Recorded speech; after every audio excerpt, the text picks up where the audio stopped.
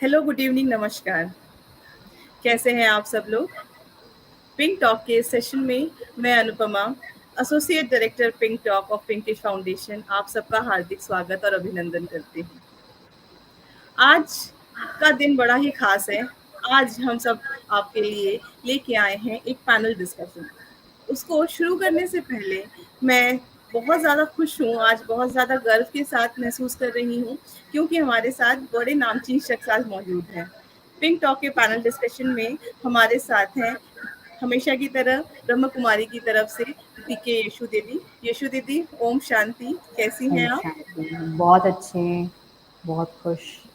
यशु दीदी के विषय में हम तो हमेशा से ही सुनते हैं, जानते हैं, लेकिन आज मैं उनका एक थोड़ा सा इंट्रोडक्शन देना चाहती हूँ। वो है तो सूरज को दिया दिखाने के समान, लेकिन फिर भी मेरा अनुरोध, मेरी खुद दिली की ख्वाहिश थी कि मैं यशु दीदी का एक छोटा सा परिचय दूँ आप सबके सामने। यशु दीदी, she is spiritual and motivational speaker, life skill faculty trainer and faculty at Om Shanti retreat centre, Gurugram. आप बहुत दिनों से कॉर्पोरेट ट्रेनिंग में भी हैं और कई सारे स्पिरिचुअल प्रैक्टिसेस को भी आप सबके सामने रखती हैं और दुनिया को, देश को और हम जन समाज को स्पिरिचुअलिटी की तरफ लेके जाती हैं। यशु दीदी, एक बार फिर से आपका स्वागत करती हूँ मैं।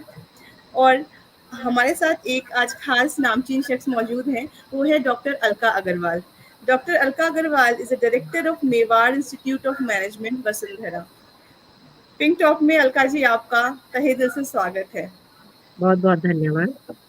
और पिंकिश परिवार से हमारे साथ मौजूद हैं Aastha, Aastha Katara. She is director of communities. Hi Aastha, कैसे हो?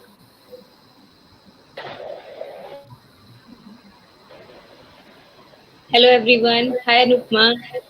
Om Shanti Yashu Didi. Hello Alka ji. Hello Usha ji.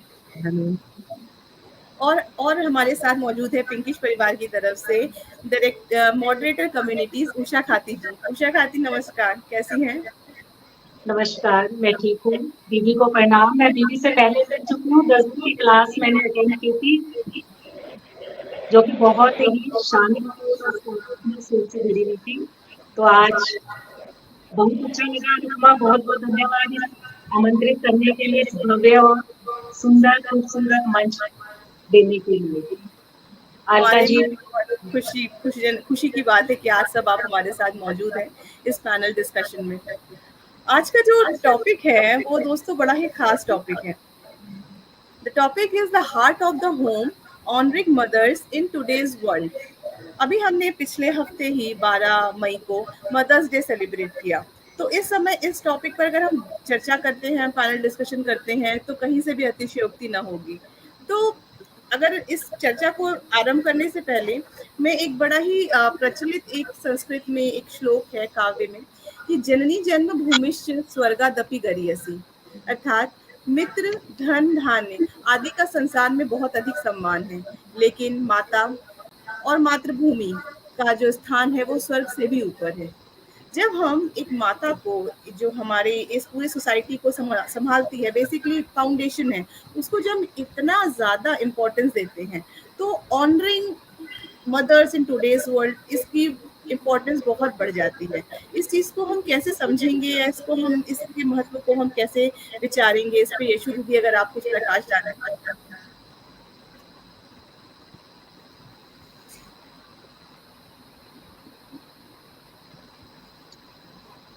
आपको किसको इनवाइट किया है बोलने के लिए? मैं यशु दीदी को, अलका मैम। हाँ जी। ओके, अनुपमा बहन, ओम शांति। I think my voice is audible to everyone. Yes yes. दीदी। सो बहुत अच्छा लग रहा है। अनुपमा बहन से कुछ नया संपर्क नहीं है, लेकिन हम बहुत बार मिलते हैं और पिंक टॉक मतलब हर महीने रहता है कि कहीं ना कहीं, और मेरे दिल से रहता है मुझे भी कि जब भी कोई सेशन आए तो हम ज़रूर इसमें आपको कुछ ना कुछ नया लेकर आएँ, कुछ नया बताएं। तो जैसे मदर्स डे का आया, तो पहले मैं आप सभी को कहूँगी कि belated happy mother's day, because आप सभी उस आज क्षेत्र पर हैं कि आप अपने बच्चों के साथ साथ, बच्चों के भविष्य के साथ साथ देश का भविष्य बनाने में भी आप लगे हैं।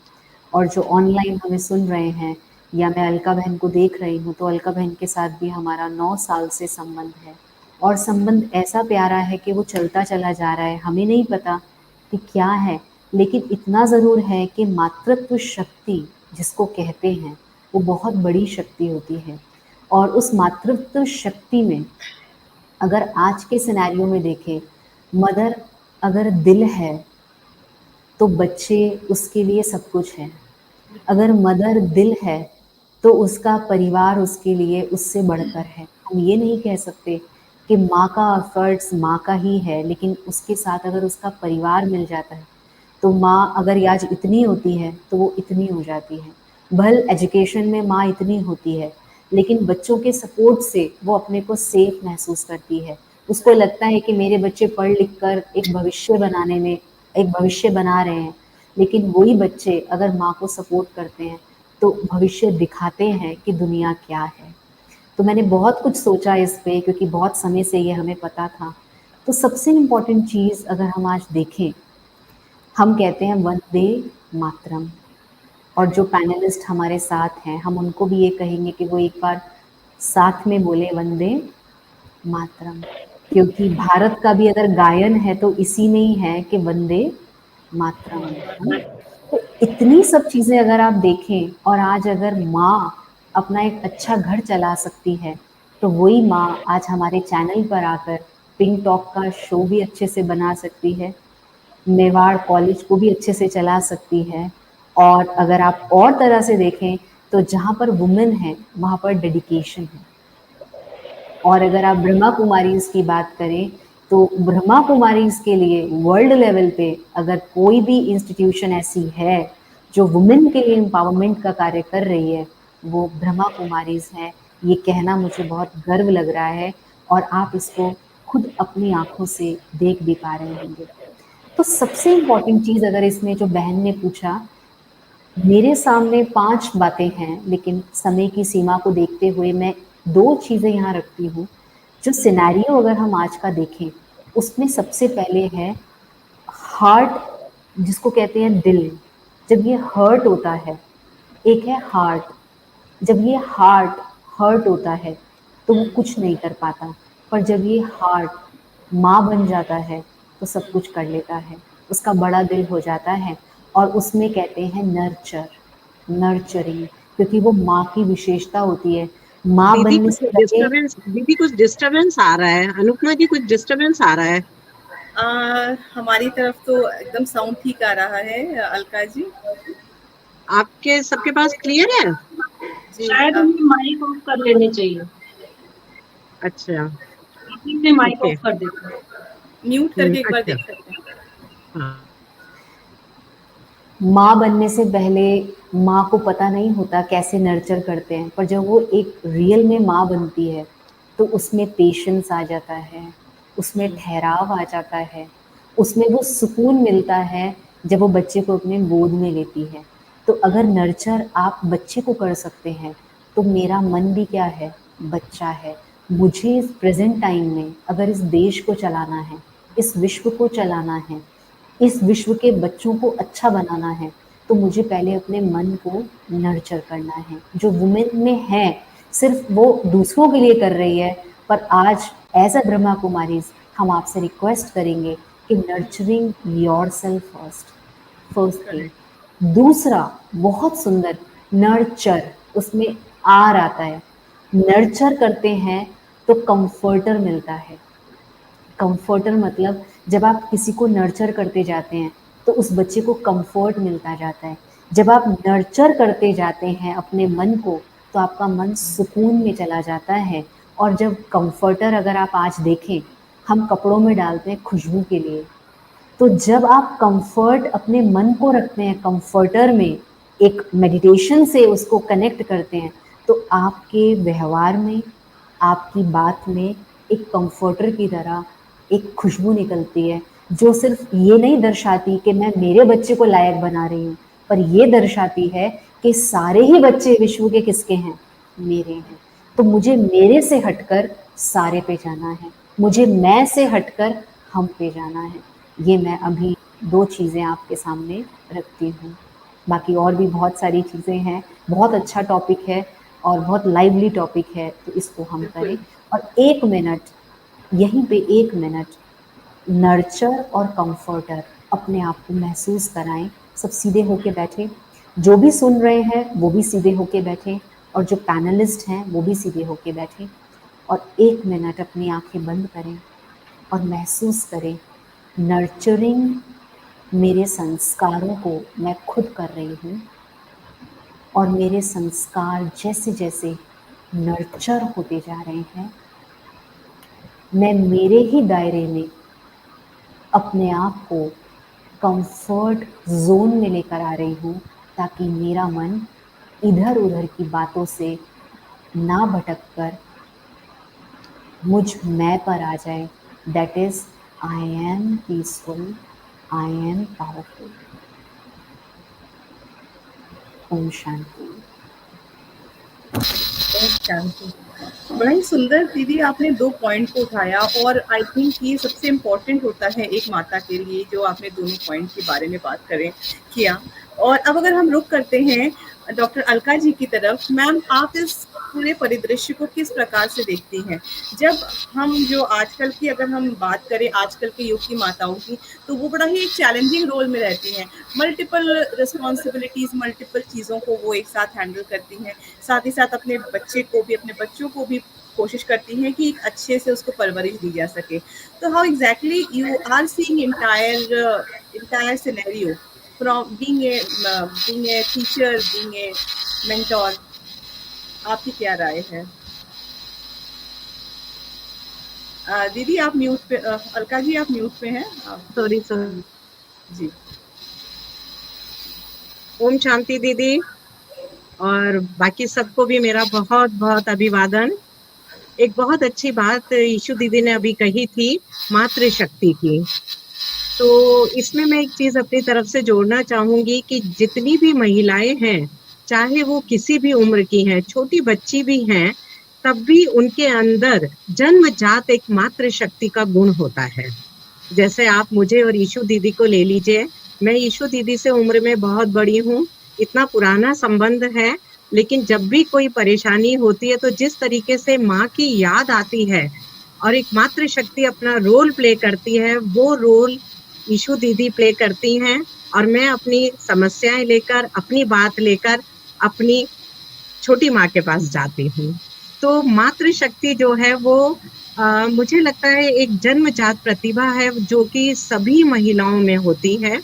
आप घर में भी छोटे बच्चों को देखिए, जो बच्ची होती है उसका व्यवहार शुरू से ही ऐसा होता है जैसे कि वो पूरे घर पर कमांड कर रही है, और ये बहुत अच्छी बात है, क्योंकि अगर ये चीज शुरू से नहीं होगी तो एक घर की जिम्मेदारी जो एक महिला पर होती है वो उसको बहुत सहजता से नहीं निभा पाएगी। उसको निभाने के लिए ये उसके अंदर से ही ये भावना पैदा होनी चाहिए, और मुझे लगता है ये भावना सभी महिलाओं में होती है। जैसा कि आपने कहा कि आजकल महिलाओं का रोल जो है वो बहुत चैलेंजिंग हो गया है, वाकई में बहुत चैलेंजिंग हो गया है। Mothers are the heart of the home, that is true, लेकिन इसके अलावा आजकल मदर्स सिर्फ घर में ही नहीं रह गई हैं, मदर्स बाहर निकलने लगी हैं, ऑफिसेस में काम करने लगी हैं, जॉब्स करने लगी हैं, और बहुत बड़े बड़े जॉब्स करने लगी हैं, बहुत सारी रिस्पॉन्सिबिलिटी उनके ऊपर होती है। तो घर की जिम्मेदारियां तो वो निभाती ही हैं, लेकिन कहीं ना कहीं कभी ना कभी ऐसा महसूस होता है कि जो समय घर पे महिलाओं की जहाँ पर जरूरत होती है वहां पर शायद वो उस समय उपलब्ध नहीं हो पाती हैं। तो ये वाकई में चैलेंज है, क्योंकि बच्चों को लगता है कि 24 घंटे माँ हमारे साथ होनी चाहिए, हस्बैंड को लगता है कि 24 घंटे पत्नी उनके साथ होनी चाहिए। हालांकि 24 घंटे वो भी अवेलेबल नहीं है घर पर, लेकिन जितने भी समय हैं उन सब में वो अपने एक जो फीमेल घर की जो होती है, और that is the dominating personality of the home. जैसा कि आजकल आप भी देखते हो कि माँ की बात घर में चलती है और सब उसको मानते हैं, क्योंकि वो घर की जिम्मेदारी तो बखूबी निभा ही रही है, बाहर की जिम्मेदारी भी निभा रही है। तो बाहर की जिम्मेदारी में निभाते निभाते कहीं ना कहीं थोड़ा बहुत जब घर इग्नोर होता है तो उसका जो दर्द होता है वो मुझे लगता है बच्चों को और पति को या हम पर जो भी आश्रित हैं उनको तो होता ही है, साथ ही हमें भी बहुत होता है। हमें लगता है कि ये क्वालिटी टाइम हम अगर अपने परिवार को देंगे तो शायद हमारा परिवार जो है वो और अच्छा महसूस करेगा और अच्छा कर पाएगा। तो इसके लिए हमें मेंटली और फिजिकली दोनों ही तरह से तैयार होने की बहुत जरूरत है। और मेंटली तैयार होने के लिए you have to be educated, you should know each and everything of the current affairs कि क्या चल रहा है क्या नहीं चल रहा है, क्योंकि आपके बच्चे और भी बाहर के बच्चे किसी भी समय आपके सामने कोई भी सवाल खड़ा कर सकते हैं, तो उस समय आप उनका जवाब देने लायक हो सकें। और दूसरा, फिजिकली भी आपको स्ट्रांग होने की जरूरत है, घर का भी सारा जिम्मेदारी आपको निभानी है, बाहर का भी काम आपको देखना है, तो उसके लिए फिजिकली स्ट्रांग होना बहुत जरूरी है। और फिजिकली स्ट्रांग होने के लिए ईशु दीदी हमारे सामने बैठी हैं जो हमें मेडिटेशन की शिक्षा देती हैं, योग की शिक्षा देती हैं, साथ ही साथ एक अच्छी डाइट, एक अच्छा आहार भी हमें लेने की बहुत जरूरत है, जिसमें कि ज्यादातर महिलाएं जो हैं मेरे ख्याल से इस चीज को नजरअंदाज करती हैं। उन्हें लगता है कि कोई बात नहीं, परिवार में ये सब कुछ ठीक चल रहा है, परिवार को हम ये सब कुछ दे रहे हैं, तो वो उसमें सेटिस्फेक्शन फील करती हैं। ठीक है, सेटिस्फेक्शन होता है, लेकिन जब तक आप अपनी सेहत का स्वयं ध्यान नहीं रखोगे तो आप अपने परिवार को कैसे पालोगे। तो अपने परिवार का ध्यान रखने के लिए आपके अंदर ये दोनों ही क्वालिटीज बखूबी होनी चाहिए। और इसके लिए आपको समय समय पर अपने आप को ग्रूम करने की, समय समय पर अपने आप को मेडिटेट करने की, समय समय पर अपने आप को योग करने की, वॉक करने की, ये सारी आदतें जो हैं वो डालनी पड़ेंगी। तो चैलेंज से हम तभी मीट कर पाएंगे जबकि जब जहां जरूरत है वहां के लिए हम अपने आप को प्रिपेयर कर सकें। तो बच्चों को घर में हमें कैसा एनवायरनमेंट देना है, इसके लिए भी हमें बहुत कुछ सोचना, बहुत कुछ करने की जरूरत है, क्योंकि बच्चे भविष्य हैं और एक परिवार की तो जान बच्चों में बसती है। अगर बच्चे ही सही राह पर नहीं होंगे तो माँ और पिता के लिए एक बहुत ही दुखद स्थिति होगी। तो उसके लिए माँ की भूमिका पिता से थोड़ी सी ज्यादा हो जाती है, चाहे वो वर्किंग ही क्यों ना हो। तो उसकी तरफ ध्यान देने के लिए महिलाओं को हर चैलेंज को स्वीकार करना और उस चैलेंज के लिए अपने आप को तैयार करना बहुत जरूरी है, क्योंकि माँ हार्ट है होम का। लेकिन साथ ही साथ आप भी देख लीजिए, अगर हम एक दिन भी बीमार हो जाते हैं पूरा घर अस्त व्यस्त हो जाता है, जबकि एक अकेली महिला जो है वो बच्चे और पति दोनों को बीमारी में या हर स्थिति में संभालने की जो ताकत है वो अपने अंदर रखती है। तो एक स्ट्रॉन्ग विमेन ही एक स्ट्रॉन्ग परिवार का निर्माण कर सकती है, और इसके लिए हमें अपने आप को तैयार करना चाहिए। बिल्कुल आपने ठीक पॉइंट बोला एकदम। I think very apt point you have mentioned Alka ma'am कि अपने आप को स्ट्रॉन्ग रखना, मेंटली, फिजिकली, इमोशनली, इवन ये सारी चीज़ें बहुत इंपॉर्टेंट रोल प्ले करती हैं, क्योंकि आजकल आईक्यू के साथ ईक्यू भी एक बड़ा ही इंपॉर्टेंट एस्पेक्ट हो गया है एक किसी भी एक व्यक्ति के लिए। यहाँ पे अगर मैं रुक करती हूँ हमारी आस्था की तरफ। आस्था, आप भी एक कामकाजी महिला हो, पिंकिश वगैरह, पिंकिश में आप एकदम एक्टिव रहते हो, साथ ही घर और बच्चे और के साथ अपना ऑफिस का, स्कूल का काम भी मैनेज करते हो। तो how exactly you are coping up with all these things? Because कहीं ना कहीं मेरा सवाल इसलिए आ रहा है कि एक लेवल के बाद हम एग्जॉस्ट हो जाते हैं कई बार, और अब लगता है बस अब नहीं, या एक सैचुरेशन पॉइंट आ जाता होगा। तो तुम कैसे ये सारी चीज़ों में डील करती हो? So it will be helpful for all mothers who are watching us live कि एक मल्टीपल रोल के साथ एक महिला कैसे अपनी चीज़ों को हैंडल करती है। आस्था, आप सुन सकते हैं मुझे? आस्था का आई थिंक कुछ नेटवर्क का इशू हुआ है। उषा जी जब तक आस्था हमसे फिर से कनेक्ट होती हैं तब तक मैं आपकी तरफ रुक करूंगी। और आपके पास एक लंबा सा समय, आपने एक एक्सपीरियंस आपका है, वो हमारे लिए जो आज की यंग जनरेशन वाली मम्मा है उनके लिए बड़ा ही सहायक सिद्ध होता है। आपने कैसे चीज़ों को हैंडल किया? थोड़ा सा अपना एक बैकग्राउंड आप देंगी? देखिए, मुझे जो अलका जी ने कहा वो बातें बहुत अच्छी लगी। उन्होंने कहा आजकल कामकाजी जो महिलाएं हैं वो बाहर जा रही है, उनको ऑफिस की भी चिंता है, घर के हर एक मेंबर की उनको चिंता रहती है, उसने खाना खाया नहीं खाया, दवाई खाई, उसको इवन रिश्ते, ससुराल वाले रिश्ते भी निभाने की बहुत सारी जिम्मेदारियां होती है, जिसमें वो बंट सी जाती है, तो उसमें वो कहीं फंस सी जाती है। तो लेकिन उसमें घर में ऐसा माहौल चाहिए कि उसके लिए कोई हेल्प करने वाला हो। हेल्प मीन्स ये नहीं कि उसके काम करने वाले हो, कि उसकी बात को सुनने समझने वाले हो। और दूसरा जो मैंने ये देखा है कि जैसे कहते हैं कि माँ जो है फर्स्ट टीचर होती है, करेक्ट। और जो पूरा घर होता है वो एक पाठशाला बन जाती है, पूरा स्कूल बन जाता है, तो उसी में संस्कारों की शिक्षा भी दी जाती है। लेकिन अब स्थिति ये हो गई है जहाँ पर 2 माएँ हैं।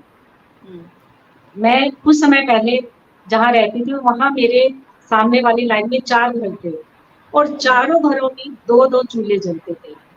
कहीं पर सास किचन में है तो बहू अपनी बेटी के स्कूल के टिफिन के लिए इंतजार कर रही है, वो किलस रही है, वो परेशान हो रही है कि सास बाहर निकली। और किसी किचन में बहू अंदर है तो सास बाहर है कि ससुर पति को दवाई देनी है, उनके लिए नाश्ता बनाना है। तो आजकल ये संस्कार कहीं खो से गए हैं, एक दूसरे पर विश्वास नहीं है, जबकि इस समय जब बेटियां या बहू बाहर जा रही है तो सबको मिलजुल कर रहना है, और बेटियों को या किसी पर विश्वास नहीं है, खासकर बच्चों की पढ़ाई और परवरिश को लेकर 2 पीढ़ियों में मनमुटाव रहता है। अब इसका क्या कारण है, क्यों नहीं वो एक दूसरे पर विश्वास करते? वो उसमें क्रैच में रखना बच्चा ज्यादा पसंद करेंगे या फुल टाइम मेड रख लेंगे, लेकिन पेरेंट्स नहीं। ये बहुत ज्यादा दिख रहा है आजकल। और ये किस वजह से हो रहा है? संस्कार कहाँ चले गए उसे? ये ज्यादा दुखदाई लगता है, ये मतलब देख के बहुत वो लगता है। तो इस पर मुझे दीदी से कुछ चाहिए कि ऐसे कैसे परिवार एक साथ रह पाए जहाँ 2 माएँ हो। खासकर बच्चे की परवरिश को लेकर होता है कि जो आधुनिक बच्चे हैं, आधुनिक चीजें इस्तेमाल कर रहे हैं, तो उनसे लेकर पुराने वाले थोड़े खफा से रहते हैं कि हमारे टाइम में तो ऐसा नहीं था, हम तो ऐसे करते थे। माना कि दोनों में ही है, लेकिन अब वो कैसे एक दूसरे की बात को समझे और एक साथ रह पाए, और उसकी वजह से दोनों में ही टेंशन रहती है। और वो टेंशन जो पूरे परिवार को इफेक्ट करता है, एक मेंबर उसमें परेशान होता है। तो ये आज का मुझे यही बहुत वो लगता है। तो दीदी मैं समझ रही हूँ उषा जी, आपका जो ये दर्द है, ये अक्सर ही परिवारों में ये समस्या है, जिसको हम जनरेशन गैप के नाम से भी परिभाषित करेंगे।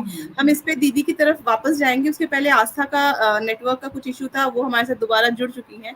आस्था, आपने मेरा सवाल शायद सुना था कि कैसे हैंडल करती हो मल्टीपल चीजें, कैसे मैनेज करती हो, कुछ इस विषय में बताओ, फिर हम आगे उषा जी के बात पे आगे बढ़ेंगे। श्योर अनुपमा, अभी मेरी आवाज आ रही है?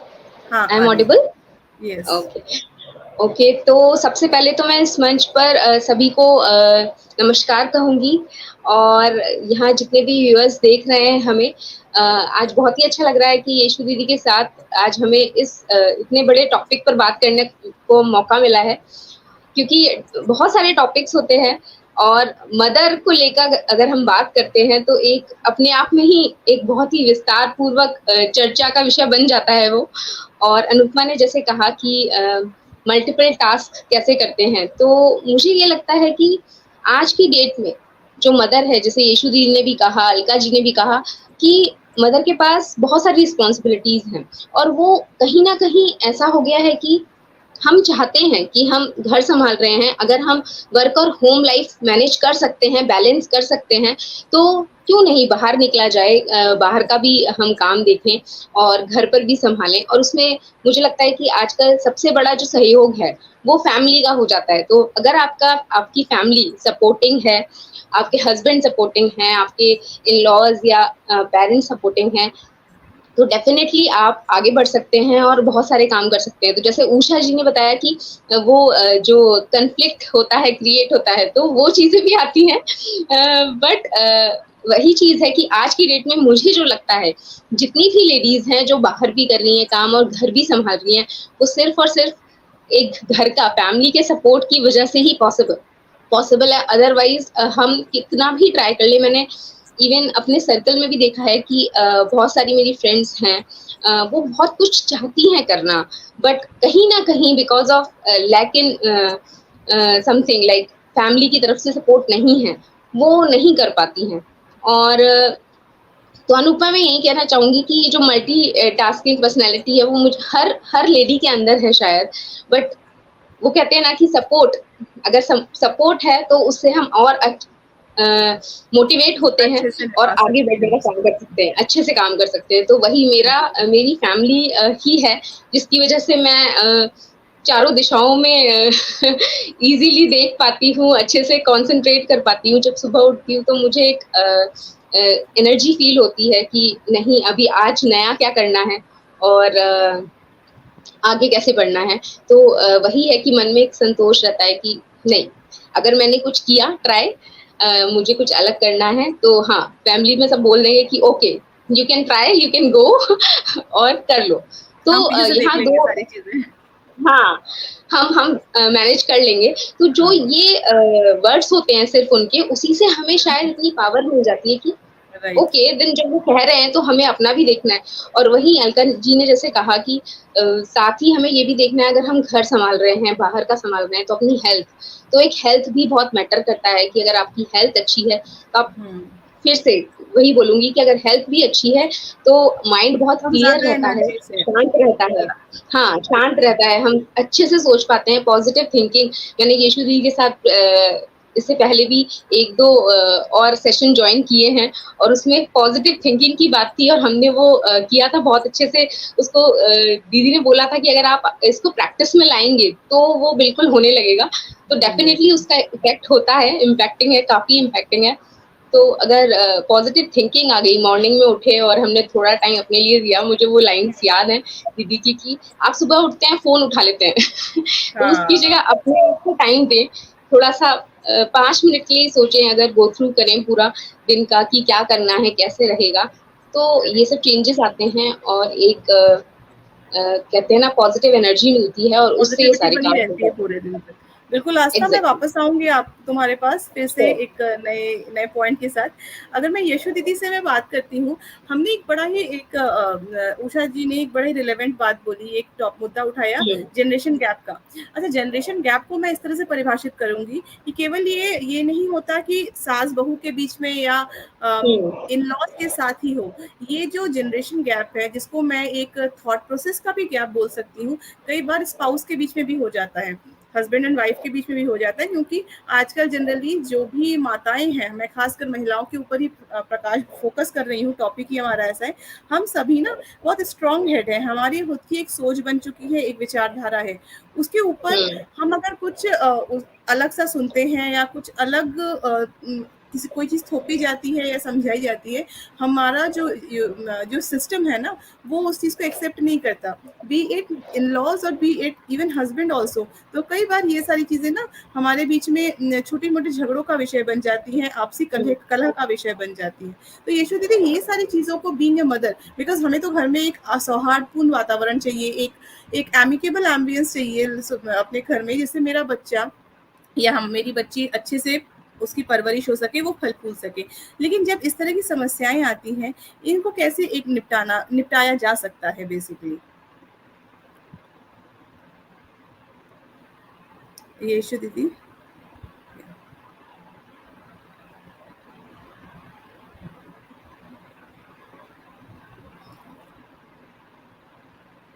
यशु दीदी, आई थिंक आप म्यूट पे हैं, आपकी आवाज़ हम तक नहीं आ रही है।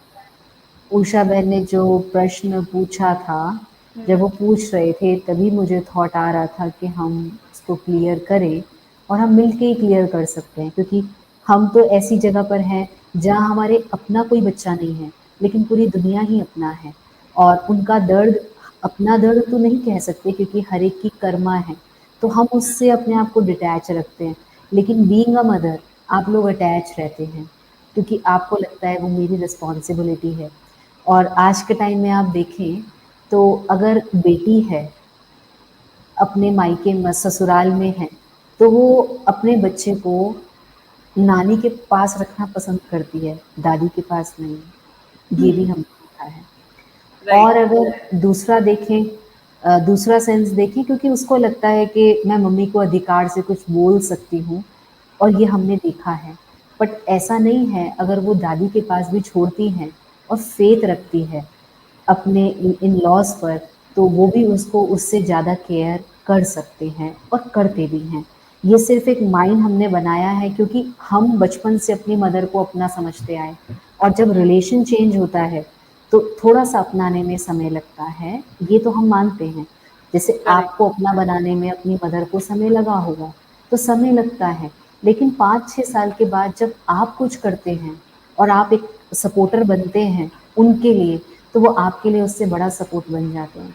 हम चाहते हैं वो हमारा सपोर्ट बने, बट जैसे आस्था बहन ने कहा, कोई भी आपका ऐसे सपोर्ट नहीं बनता, आपकी फैमिली भी नहीं बनती, जब तक आप उनके लिए 24 घंटे अवेलेबल नहीं रहते। जब आप अवेलेबल रहते हैं, आप ऐसा कर्म करके दिखाते हैं, तो उनको लगता है कि आज हमारी माँ को या हमारी दादी को हमारी ज़रूरत है, तो अब हम इन्हें देंगे। जब बच्चे बड़े हो जाते हैं, छोटे में तो उन्हें कुछ समझ ही नहीं, पता ही नहीं, लेकिन आजकल तो छोटे-छोटे बच्चों को भी बहुत अच्छी-सी समझ है। तो उषा बहुत। बहन, इसमें क्या होता है, आज के टाइम पे ना जनरेशन गैप ब्रह्मा कुमारीज़ नहीं मानता, और हम लोग भी पर्सनली नहीं मानते कि वो हमारे टाइप से सोचे, हम उनके टाइप से सोचे। सोचना उनको भी है, सोचना हमें भी है। हम सोचते हैं जनरेशन गैप आ गया, वो सोचते हैं पेरेंट्स को ये चीज़ समझ में नहीं आती, लेकिन पेरेंट्स को हमसे ज़्यादा समझ में आता है। हमसे ज़्यादा वो टेक्नोलॉजिकली एक्सपर्ट नहीं है, लेकिन एक्सपीरियंस से वो एक्सपर्ट हैं। तो हम बच्चों को एज़ अ उनको समझना चाहिए, लेकिन जब बच्चे हम समझते नहीं हैं, तो मदर को as a friend role play करना चाहिए। जो मैं अपने एक्सपीरियंस से कह रही हूँ, मेरी मदर हालाँकि बहुत स्ट्रिक्ट हैं, अभी भी हैं, लेकिन दिखेगा नहीं वो स्ट्रिक्ट हैं, लेकिन हमें पता है कि हमारे घर में वो बहुत स्ट्रिक्ट हैं, लेकिन हम कभी डरे नहीं। अपनी बात रखते थे, शेयर करते थे एज़ अ फ्रेंड, उनको जहाँ फ्रेंड बनना होता था वो फ्रेंड बनते थे, जहाँ उन्हें लॉ रखना है वो लॉ रखते थे, जहाँ उन्हें प्यार देना है प्यार देंगे, लेकिन ऐसे नहीं कि हमारी हर जिद पूरी कर देंगे। तो यहाँ पर जब फैमिली में आप दादी बन जाते हैं, नानी बन जाते हैं, उषा बहन की बात बिल्कुल राइट है, बच्चों को मेड के पास छोड़ रहे हैं, आप अपनी मम्मी पे फेथ तो रखें। अब वो फेथ नहीं रख रहे, और हम इधर सोच रहे हैं बहन, चलो आपकी तो आज बात सामने आई, बहुत ऐसे हैं, अब हम कुछ कर नहीं सकते, लेकिन अपने प्योर वाइब्रेशन वहाँ तक दे सकते हैं, और प्यार से हर बार ऑफ़र कर सकते हैं कि आप कहीं जाते हो तो आप फेथफुल होकर हमारे पास छोड़ जाओ। हम थोड़ा ऑफ़र कर दें, बच्चे शायद थोड़ा कंफर्टेबल ना हो, और शायद उषा बहन आपको ऐसा लग रहा है कि क्योंकि उनको ये लगता है वो कुछ करेगा तो मम्मी तंग ना हो जाए, मम्मी के पैर में दर्द है, वो बार-बार बाहर भागेगा, जो मुझे ऐसा लगता है कि शायद बच्चों के मन में ना ये चीज़ें भी चलती हैं। अब वो सोचेंगे देखो, अब पहले तो अपने बच्चों को पाला, अब देखो अब उनके बच्चों को भी छोड़ गए हमारे पास, ये भी आता है। ये भी चीज़ है, दूसरे लेवल पे भी देखेंगे ना, पर जब आप उनको कंफर्ट ज़ोन में लेकर आते हैं कि नहीं मैं ध्यान रख लूँगी और हमको ना अच्छा लगता है, आप एक बार बोल के देखें। हमने ऐसे परिवार देखे, वो कहते थे हमें लगता था मम्मी पापा को अपनी प्राइवेसी चाहिए तो हम भेजते नहीं थे, लेकिन जब मम्मी पापा ने हमें बोला नहीं आप बच्चों को भेज दो हमारा मन बहल जाता है, और बीच बीच में आप पूछ लेना, आप चाहे मेड को भी रख दो साथ में, वो ध्यान भी रख लेगी। तो कहते थे कि हमें फिर लगता था कि हाँ चलो मम्मी पापा, मेड तो मेड ही है, लेकिन मम्मी पापा के आगे तो हमारे बच्चे सेफ ही हैं। तो कभी कभी ऐसा आता भी है ना, हम माइंड नहीं करें, हम उनको पूछ लें, क्योंकि उनमें शक्ति नहीं है, वो आपसे छोटे ही हैं, आप बड़े हो। मेरी माँ मेरे से सदा बड़ी रहेगी, चाहे मैं पूरे विश्व में चक्कर लगा लूँ, लेकिन माँ कहेगी ये मेरे से छोटी ही है। और आज तक भी अगर हम इतने टाइम से ब्रह्मा कुमारीज़ में हैं, वो खुद भी बहुत ब्रह्मा कुमारीज़ में इंक्लाइंड हैं, लेकिन उन्हें अब भी लगता है कि नहीं मेरी बात माननी चाहिए, क्योंकि उनको ऐसा लगता है कि मेरा एक्सपीरियंस इस फील्ड में ज़्यादा अच्छा है, इसका नहीं है। ये होता है, इनसिक्योरिटी नहीं है, एक प्यार वाला, अधिकार वाला। पहले हम लोग भी नहीं समझते कि क्यों कह रहे हैं, वो कहते थे नहीं नहीं नहीं आप ऐसे मानो, और एक बार माँ की बात मान लो ना, वो मान जाती है। मदर इन लॉ के साथ भी ऐसा ही है, हम लोग उस पार्ट में भी हैं। हम जिस जगह पर हैं, अलका बहन को पता है हम 150 भाई बहनें साथ में हैं, और हमारी अगर मदर इन लॉ ना कहें तो हमारे बाद सीनियर्स होते हैं। हर बात हर जगह पर मानी जाए पॉसिबल नहीं है, लेकिन अगर आप सपोर्टिव हैं, आप प्यार से मनाएंगे तो वो मान जाएंगे। थोड़ा सा डांट है सहन कर लो, डांट भी प्यार की है, माँ भी तो डांट देती है, अगर मदर इन लॉ ने भी डांट दिया तो क्या हर्ज है। क्या हर्ज है? ये एकदम नहीं समझ में आएगा, समय लगेगा। पहले आप उसको अपना बनाओ। और क्यों नहीं वो बच्चे छोड़ेंगे? बच्चे मेड के पास छोड़ के तो पैसे जाते हैं, आपके पास छोड़ के तो पैसे भी बचे, संस्कार भी आए और संसार भी बना। संसार बना ना, अंदर खुशी खेल से बना ना, उनको कहीं ना कहीं इस चीज़ का लगता है, उनको दर्द ना हो। देखो अब उनके घर में छोड़ दिया, उनको ये ना लगे देखा फ्री होके चले गए और हमको बांध गए, ये भी वर्ड्स वो बोलते हैं। तो ऐसा भी बहुत समटाइम्स देखा है। इसलिए इस जगह पर अगर ये कुछ भी नहीं है ना, मैं आपको अपने एक्सपीरियंस से कहूँ, आप फिर छोड़ दो। बच्चे आपके नहीं हैं, आपके बच्चों को आपने पाल लिया ना, बहुत है। अब उनकी बारी है, उनको समझाने दो। लेकिन एज अ नानी, दादी, पेरेंट्स, गाइड, आप गाइड करते रहो, फ़ोन करते रहो। अच्छा उसने ऐसे किया, तो उनको लगेगा कि हाँ ये कंसर्न है। बाकी मैं को ख़त्म करके ना उस भगवान पे छोड़ दो कि वो तुम्हारे बच्चे हैं, तुम जानो। हमने अपने बच्चों को कर दिया, ओके, अब हम अपनी लाइफ जिए, वो अपनी लाइफ जिए। और जब आप खुशी खुशी अपनी लाइफ को ग्रो करते जाएंगे ना, मैंने अलका बहन में कितना चेंज देखा है। मैं आज यहाँ आपके सबके सामने बोलती हूँ, मेरे साथ बहुत समय से थी। ऐसा नहीं है, बच्चे हैं तो अप्स डाउन्स तो आते ही हैं। कभी बच्चा कोई मानेगा, कभी बच्चा कोई नहीं मानेगा। लेकिन धीरे धीरे जब स्पिरिचुअलिटी इम्बाइब होती जाती है ना, तो वो धीरे धीरे चीज़ें होती हैं रिफाइन। टाइम लगता है, लेकिन आता भी है। मेरे बच्चे मेरी बात नहीं मानते, उनके बच्चे पूरे इतने सारे स्कूल में सारी बात माने, कॉलेज में, और उनकी अपने बच्चे बात ना माने, तो डेफिनेटली कहीं ना कहीं दुख होता है, क्योंकि मैं है, मेरी बेटी, मेरा बेटा। पर जब वो छोड़ देते हैं ना उस परमात्मा को, तो सपोर्ट ऐसे नहीं मिलता। आस्था बहन, आपने उसके लिए बहुत कमाया है। आज आप अपने परिवार के लिए कह रहे हैं, बहुत अच्छा लग रहा है, लेकिन परिवार का दिल जीतना होता है। जब आप परिवार का दिल जीतते हैं ना, तो वो आपका दिल जीतने लग जाते हैं, जिससे जीत उनकी भी हो जाती है और जीत हमारी भी हो जाती है। जनरेशन गैप आप नहीं सोचो, आप सोचेंगे तो तनाव में आएंगे, और उनको भी इस चीज़ से बाहर निकालो। जनरेशन गैप कुछ नहीं है, उनकी समझ अलग है क्योंकि वो छोटे हैं, उनका एक्सपीरियंस अलग है क्योंकि आपने 10 बच्चे पाले, उन्होंने एक बच्चा पाला, वो उसी में परेशान होते रहते हैं। आपने 10 को पाल लिया, आपको पता ही नहीं चला। आज आप देखो एक एक बच्चे को संभालने में कितनी मेहनत लगती है, और आपके टाइम पे क्या था, 5 बच्चे भी, 3 बच्चे भी, 6 बच्चे भी, दूसरे पड़ोसियों के बच्चे भी आपके घर पे आके पल के जा रहे हैं, पता ही नहीं चलता था। आज वो शक्ति नहीं है, तो एक भी क्या होता है, एक में एक माँ इतनी इंटेंगल होती है कि वो अपने जीवन को भूल जाती है। अपने अस्तित्व को तो हमें बचाना है ना, नहीं अलका बहन, अपने आप को तो हमें रखना है ना। उन बच्चों के चक्कर में मैं अपनी लाइफ स्पॉयल नहीं कर सकती, मेरी अपनी लाइफ है। तो आज हमारी मदर हमारे लिए रोल प्ले है, मॉडल है ना, क्योंकि अपनी लाइफ उन्होंने बनाई, हमारी भी तो बनाई। हमारी बनाने के चक्कर में ये थोड़ी ना कि अपने को स्पॉइल कर लिया। इसलिए आप जहाँ हैं, जैसे हैं, बच्चे घर आ रहे हैं या नहीं आ रहे, छुट्टी ना, हम अपना कोई और सोसाइटी में जाएं, हम अपने को और एनहांस करें। हमारे पास अब समय है। जब वो देखेंगे अरे मम्मी तो इसमें भी खुश हैं, अपने आप आपके पास आएंगे, भागेंगे नहीं। एक मदर इन लॉ बहुत बड़ी चीज़ होती है। वो मदर इन लॉ जब मदर इन लव में होती है ना, तो वो कार्य करती है। वो लॉ में रहेगी तो काम नहीं होगा, वो मदर इन लॉ को लव में भी होना पड़ेगा। और अगर वो माँ बेटी अपने घर में रहती है तो वो प्यार में होती है, मदर इन लव, तो भी काम नहीं चलता। इसलिए माँ को भी क्या करना पड़ता है, लॉ रखना है, क्योंकि इसको जब दूसरे घर भेजूंगी तो दिक्कत किसको आएगी, और जब उसको दिक्कत आएगी तो वो दिक्कत किसकी बन जाएगी, मदर की। इसलिए हमें तोड़ना नहीं है, हमें जोड़ना है। और आज आप देखो, आज के टाइम पे भी देखो, समस्याएं सबके साथ हैं। अगर हम आज बैठे हैं, इतने बड़े घर में बैठे हैं, बातें तो आती हैं, आई गई आई गई आई गई। जितना बड़ा घर उतनी बड़ी बातें, जितना छोटा घर उतनी सारी चीजें। तो जो मदर अपनी बेटी को सपोर्ट करती है नेगेटिव में, वो घर कभी नहीं पनपता, कभी नहीं पनपता। और जो माँ पॉजिटिवली सपोर्ट करती है कि कुछ भी हो जाए वो घर सबसे अच्छा है, आपको एडजस्ट करना है, वो देखो वो बेटी पनप जाती है या नहीं, है या नहीं। आप अपनी मम्मियों को लगाओ, आपकी मम्मी ने नेगेटिव किया तो आप बिगड़ते थे, जब पॉजिटिव किया हर चीज़ के लिए तो आप सुधरने लगे। और आज फिर हम मदर होके इस चीज़ में याद करें, हमें दुनिया, हमारे बच्चे इसमें याद करें कि कि मम्मी ने कभी नेगेटिव किसी के लिए नहीं बोला।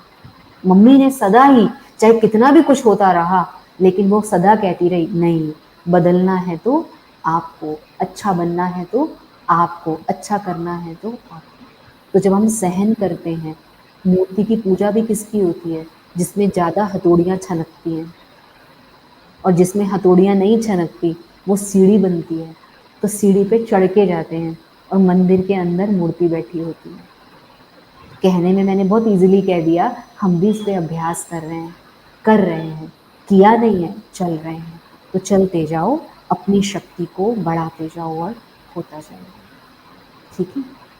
बहुत ही सुंदर दीदी आपने इस चीज़ को समझाया। और अगर हम इस चीज़ को एक पूरे परिदृश्य में देखें दीदी, तो हमें बहुत ज़्यादा ये बातें समझ में आती हैं कि एक जो महिला होती है, एक स्त्री होती है, उसके अंदर कितनी सारी शक्तियों का अंबार होती है। ये बस जानने की बात है, समझने की बात है, पहचान के उसको शायद इम्प्लीमेंट करने की बात है, जहाँ पे हम चूकते हैं। मैं वापस रुख करूँगी अलका मैम की तरफ। अलका मैम, आपके इंस्टीट्यूट में निश्चित रूप से आप तमाम लड़कियों को देखते होंगे, बहुत सारे टीचर्स होंगे जो कि अपने रोल को बाखूबी निभाते हैं। यहाँ पे आजकल जो एक नया जो दौर चला है, जिसमें कई सारी महिलाएं इस सिचुएशन में आती हैं, या कई सारी लड़कियां सिचुएशन में आती हैं कि नहीं, हम अपने जीवन में रिस्पॉन्सिबिलिटीज को नहीं लेंगे, या फिर हम आगे अपने परिवार को नहीं बढ़ाएंगे। तो ये जो एक माहौल, एक जो नया दौर जो शुरू हुआ है हमारे समाज में, इसके पीछे कारण क्या हो सकता है? क्या है कि हम इतने ज्यादा परेशान हैं अपने जीवन से कि हम आगे अपने ऊपर कोई दायित्व ही नहीं लेना चाहते, बच्चों का सुख नहीं लेना चाहते? क्यों ऐसी चीजें आजकल की नई जनरेशन में आने लगी है?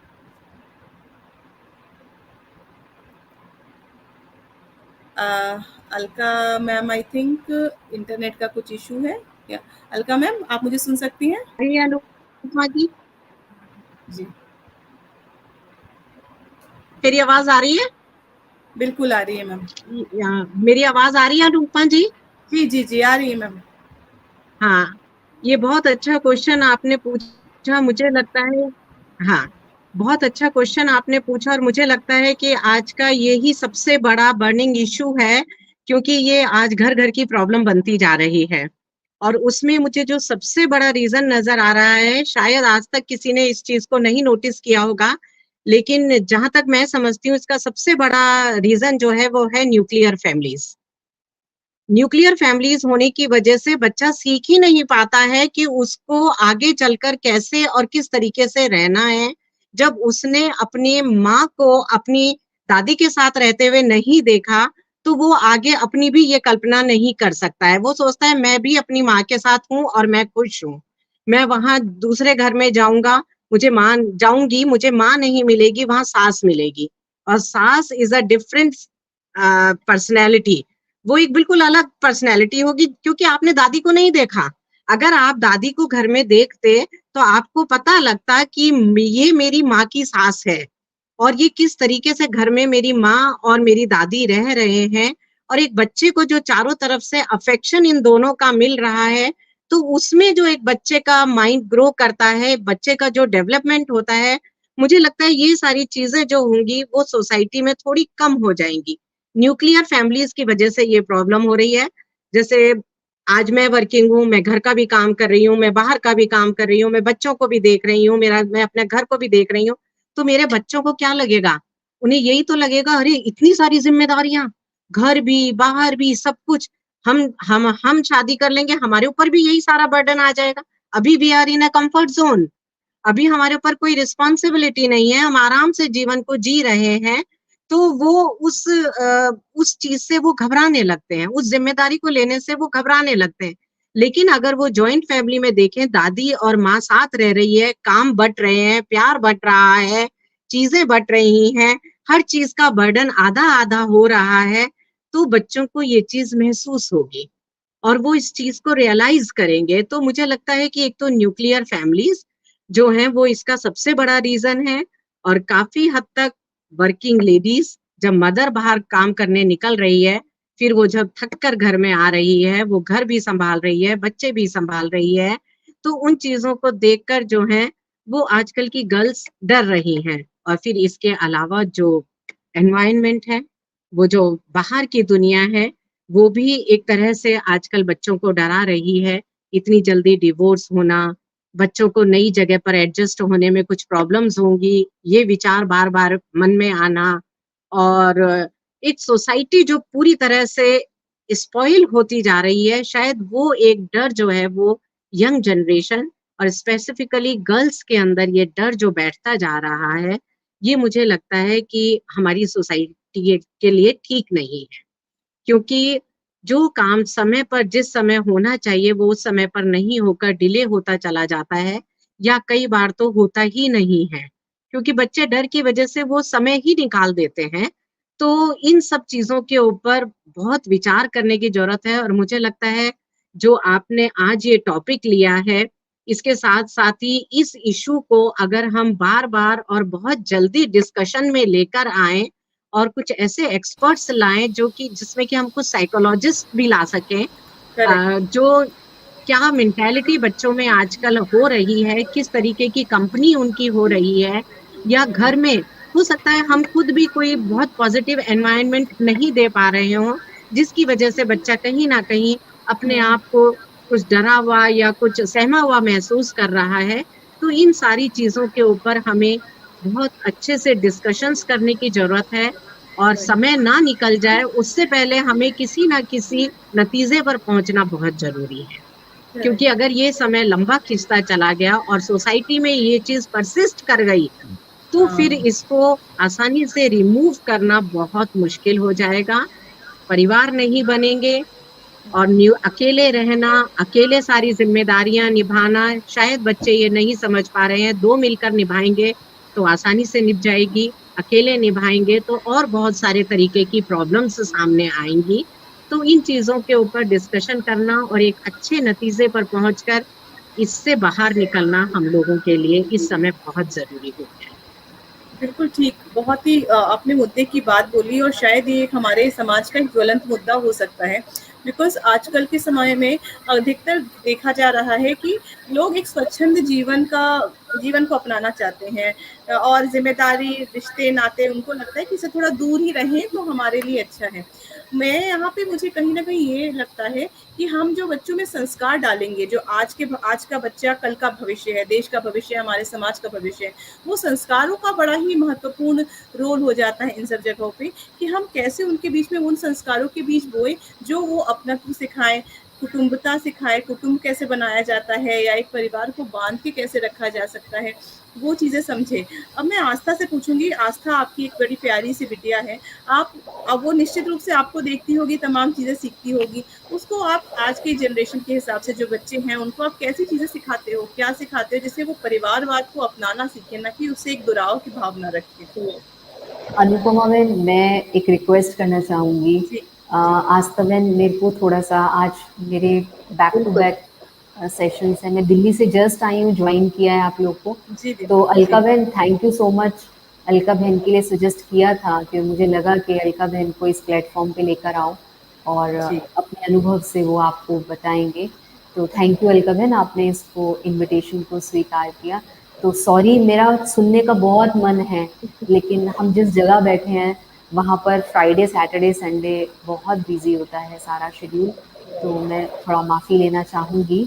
नो ओके, प्रॉब्लम दीदी, तो आपका एकदम यूएस के कोई ग्रुप्स आए हुए हैं, वो कंटिन्यू फ़ोन कर रहे हैं, तो I have to go there to meet them. मैं सुनना नो ज़रूर प्रॉब्लम, चाहती हूँ और मुझे उषा बहन की बात अच्छी लगी, अलका बहन का, क्योंकि हर एक का सुनने से भी ना एक आपको भी समझ में आता है कि वर्ल्डली लाइफ में आप लोग कैसे सिस्टम से सब जूझ रहे हैं और कैसे हम बहनें अपने उस परमात्मा की याद से आप लोग को सेफ रखें, क्योंकि आप हमारी बहनें हैं, आप ही भविष्य में हैं, क्योंकि आप बाहर हैं, हम घर के अंदर हैं।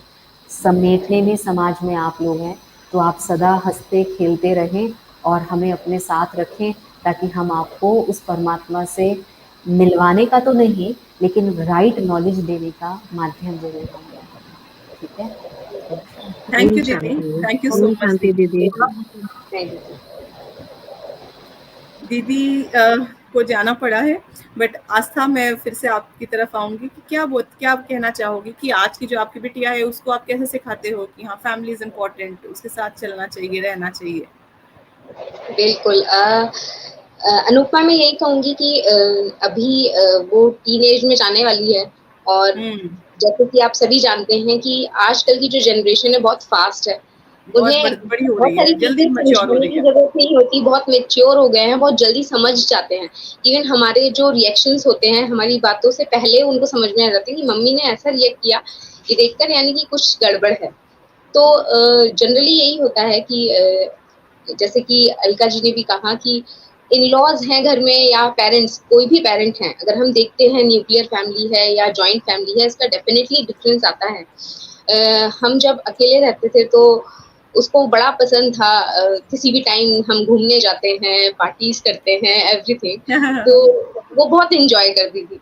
अभी थोड़े टाइम से हम सब साथ में रह रहे हैं और टाइम हो गया है, तो स्टार्टिंग में उसको ऐसा लगता था कि क्यों, मतलब ऐसा क्यों है कि थोड़ी थोड़ी रूटीन चेंज हो रहा है ना, दादा दादी से क्या बात करूं मैं, क्या बात नहीं करूं। तो फिर मैंने उसको बोला कि तुम बिल्कुल फ्री हो जाओ, तुम्हें बिल्कुल फ्री होकर उनसे बात करना है, जो टाइम तुम्हें मिलता है, फ्री टाइम मिलता है, उनके पास बैठो तो तुम्हें और चीजें पता चलेंगी। जैसे ना उसको आजकल मतलब जनरली सभी को हो गया है, मुझे लगता है हिंदी हिंदी इतना इजीली वो लोग नहीं ग्रास्प करते जितना इंग्लिश।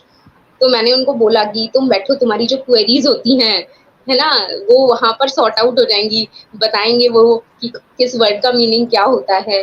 तो धीरे धीरे फिर उसको लगा कि हाँ, मतलब मुझे कुछ छुपाने की जरूरत नहीं है, कुछ अलग नहीं है, मम्मी पापा से मैं बात कर सकती हूँ, ऐसे ही मैं दादा दादी से बात कर सकती हूँ। तो धीरे धीरे फिर उसको समझ में आया, और अभी वो उनकी कंपनी एंजॉय करती है। तो मुझे लगता है कहीं ना कहीं कि इसमें जैसे कि कहा कि मदर्स का रोल बहुत इंपॉर्टेंट है, फादर का भी आता है, वो बोलते हैं, बट अगर मदर ने बोला है कि आप बैठो और बात करो और थोड़ा टाइम दो, तो कहीं ना कहीं उनको ज्यादा इम्पैक्ट लगता है, और उन्हें लगता है कि अगर मम्मा ने बोला है यानी कि डेफिनेटली मतलब मैं फ्री हूँ और मैं बात कर सकती हूँ, राइट। और उस बात जब वो बात करने लगते हैं तो तब उन्हें वो टेलीफोन पर फोन पर बात करना इज डिफरेंट, बट घर में जब साथ बैठकर होती है, बातें होती हैं, खाने के टाइम पर बात होती है, या फिर आजकल बच्चों की समर वेकेशन चल रही है, तो बहुत ही अच्छा टाइम है बॉन्डिंग बनाने का।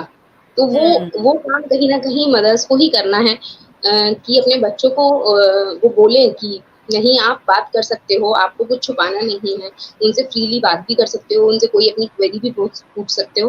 तो डेफिनेटली चेंज आता है, और बच्चों में जब ये चेंज हम देखते हैं ना, तो हमें भी बहुत अच्छा फील होता है। मतलब ऐसा नहीं लगता कि क्यों वो उधर टाइम क्यों स्पेंड कर रहे हैं, या उनमें डेफिनेटली चेंज आया है। मतलब मैंने तो देखा है कि उसकी काफी चीजें इम्प्रूव हुई हैं। जैसे हाँ, वो अभी इंडोर एक्टिविटीज भी उनके साथ करती है, जो भी टाइम स्पेंड करती है, तो उसमें कुछ ना कुछ उसको नई चीजें पता चलती है, कि अच्छा आज मम्मी मुझे इसके बारे में पता चला। तो मुझे भी फील ऐसा होता है कि नहीं, डायरेक्शन सही है, ऐसे ही उनके बीच में कनेक्शन रहेगा तो बेटर रहेगा। पर कहीं ना कहीं वो आजकल हो गया है, जैसे कि हमारे इस टॉपिक में चल ही रहा था कि हम नहीं ओपन अप हो पाते हैं, हम ही नहीं बोलते। जब हम नहीं बोलेंगे तो फिर वो एक गैप क्रिएट होने लगेगा, फिर धीरे धीरे वो बढ़ने लगेगा। तो वो हमें क्रिएट होने से बचाना है, क्योंकि हम भी इतनी जल्दी नहीं ओपन अप हो पाएंगे। तो इस तरीके से हम कर सकते हैं थोड़ा सा चेंज। बड़ी अच्छी चीज बताई तुमने माँ आस्था। का रोल बहुत ही, माँ का जो रोल है बहुत ही इम्पोर्टेंट है। बहुत इम्पोर्टेंट जैसे है, और मैं आंटियों जो को ब्रिजिंग लड़कों को ये चीज़ नहीं गैप को रहती ब्रिज करना है, है, बेसिकली जो उनके पेरेंट्स लिए। इन लॉज हुआ, पेरेंट्स हुआ, हाँ, उनके साथ हाँ, अपना या बच्चों का हाँ, गैप, उनको के ये अंदर भी हमें दिल नहीं होता है कि मतलब हम्म, पेरेंट्स अकेले, वो उनको भावुक जो मन होता है वो एक औरत का ही होता है। तो हाँ वो औरत ही एग्जैक्टली। समझा सकती है, अगर चाहे उसके इन-लॉज भी है कि अगर वो अकेले बैठे हैं तो जाओ 10 मिनट वहाँ बैठ जाओ। तुम बैठो उनको थोड़ी अगर देर। हाँ, बैठेंगे। तो मेरे बिल्कुल। थे ससुर जी हैं, तो जब हम उषा साथ जी, में थे आपके घर पे तो शायद हमें कुछ ही कहना सालों की बहू आएगी, मुझे जितना पता है, तो आप उसके लिए आपने क्या क्या बचपन प्लानिंग्स कर रखी हैं? अभी कुछ प्लानिंग नहीं की है, तो मैं लेकिन वो बता रही हूँ कि जब मैं बच्चों को और हस्बैंड को कहती थी कि 10 मिनट आप बालकनी में बैठो और पापा को भी बुलाओ, तो वो रोज 5 बजे फिर कहते थे आज बाहर नहीं आ रहे हैं बच्चे, तो उनको एक इंतजार रहता है, क्योंकि वो चल नहीं पाते, ज्यादा देर तक बैठ नहीं पाते, तो उनके लिए वो 10 मिनट परिवार के साथ बातें करना ही बहुत आगे के दिन की एनर्जी दे देता है। तो उससे उनको अच्छा लगता है। तो ये हम औरतों के पास ही है ये सब देखने का कि इस समय किसको किस चीज की जरूरत है, इस समय उसको साग की जरूरत है, इस समय वो कैसे खा रही है, अब उनके दांत नहीं, उनको कैसा खाना चाहिए, ये एक औरत ही समझ सकती है। अगर वो कर दे तो अच्छा है। और एक दूसरे की समझ से परिवार अच्छे रहता, ना आप टेंशन में रहोगे ना वो टेंशन में रहेंगे। तो जो ये मैं वाला है तो इसको हटा के अपने अस्तित्व को बनाए रखना है, बस यही कहना है। तो मैं बहुत वाली सुंदर। भावना चली जाए तो परिवार सब अच्छे हो जाए। और ये बिल्कुल। झगड़ते परिवारों को और वो देख कर टीवी में ये शो में प्रोग्राम देख देख के बच्चे कहते हैं हमें शादी नहीं करनी है, ये भी है। बिल्कुल तो बिल्कुल, वो तो अलग ही ये गलत कहानियां चलती। संदेश जा रहा है। अपने बच्चों के लिए तो जा ही रहे हैं, दूसरों के लिए भी गलत संदेश जा रहा है। तो जितना हो सके मिलके रहो, एक दूसरे की भावनाओं को समझो अपने अंदर। नहीं कर पाते तो एक दूसरे को बता दो कि मुझे ये वाली चीज अच्छी नहीं लग रही, आपकी ये बात अच्छी नहीं लगी, तो आपस में कर लो उसको। हम्म। तो यही है। बहुत अच्छी बात बोली आज उषा जी आपने। और सबसे इम्पोर्टेंट चीज है कि इस सिचुएशन में जब हम सब एक एडल्टहुड में जब हम रहते हैं, और हमारे जो पेरेंट्स हैं, इन लॉज हैं, वो एक मच्योर एज में हैं, हम किसी को कस्टमाइज नहीं कर सकते हैं। स्पेशली जो मदर्स हैं, मदर्स को उन्होंने ना इतना समय देखा हुआ है, हम चाहते हैं मम्मी आप ऐसे आप बिहेव करो, वैसे करो, वो बड़ी गलत एक्सपेक्टेशन होती है। उनको, मुझे लगता है उनका जो ये जीवन काल है उन्हें अपने हिसाब से जीने देना चाहिए। और एक बड़ी अच्छी लाइन याद आ गई मुझे कि तेरे बारे में क्या लिखूं माँ, मैं तो खुद लिखावट हूँ तेरी। तो जब हम खुद ही उनकी लिखावट हैं और हम उन्हीं से बने हुए हैं, तो उनको सम्मान देना और उनको उनको उनकी तरफ प्यार जताना ही शायद हमारा परम कर्तव्य है। और अगर हम वो करते हैं तो शायद हमारे बच्चे भी ये देख के सीखते हैं कि हाँ, जैसे वो अपनी नानी को या दादी को प्यार दे रही हैं या प्यार से रख रही हैं, वैसे हमें भी अपने माँ के साथ करना चाहिए। तो honoring mothers, I think this is something which is very important, that we should take care of our health, we should take care of our mental health, very very important thing.